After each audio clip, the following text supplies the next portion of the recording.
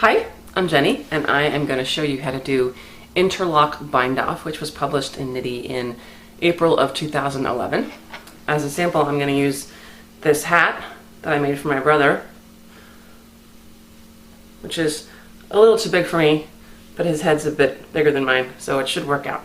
Okay, so this is Interlock for knit 1, purl 1 rib, and the way that we're going to start is we're going to run our bind off yarn first through the first stitch on the left needle and then once through the last stitch on the right needle, and that's our setup. And then we're going to continue going this way, binding the stitches off. So to do the setup, assuming your first stitch here is a knit, which in this case it is, we're going to run our needle through the stitch purlwise or back to front, and then we're going to run it through this stitch. It doesn't really matter which way you run it through, but I like to run it through from back to front also. Okay, so that's set up. And now step one of the bind off, and now I'm going to actually pull the right needle out.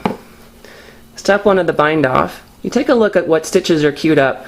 I've got a knit and a purl, so I'm going to go through both of them as if to knit, but I'm going to go through the first one and slip it off, and then immediately go through the next one and leave it on the needle. And then you pull your yarn almost, but not quite, all the way through. Your working yarn goes to the back, so here's your loop of bind off yarn.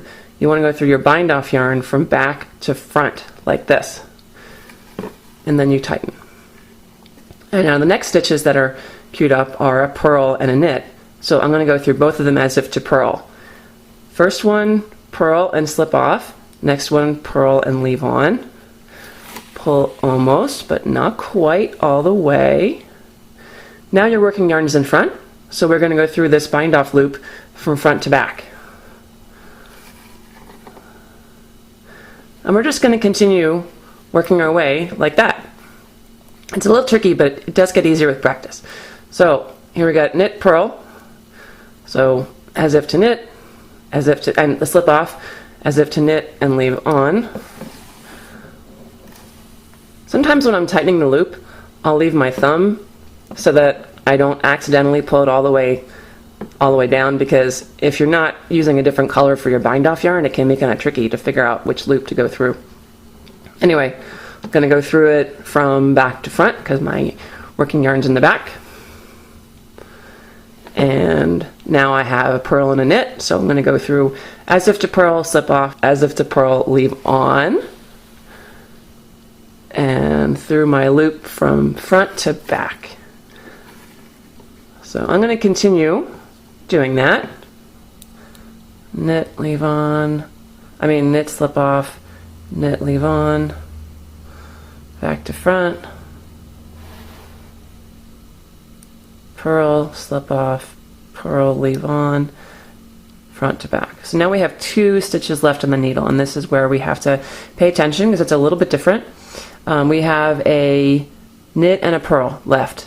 So we're going to go through both of them as if to knit, and each one slip off as we go. So now we can put our needle down, pull your yarn through, and put your needle through from back to front. So now we're going to connect this last bound off stitch to the first bound off stitch, and all you have to do is run your yarn through from front to back in this first bound off loop. Oops, excuse me.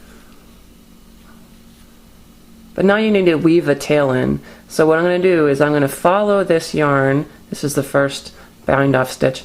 I'm going to come through this hole here, and I'm just going to kind of follow it like as if doing a duplicate stitch. This is where that first one goes, so I'm just going to follow and go through there. And now it looks, pretty seamless. So now I'll weave this tail in on the inside. Here's what the end result looks like. I'll fold it up so you can see the whole thing. And, outside and inside are kind of like mirror images of each other.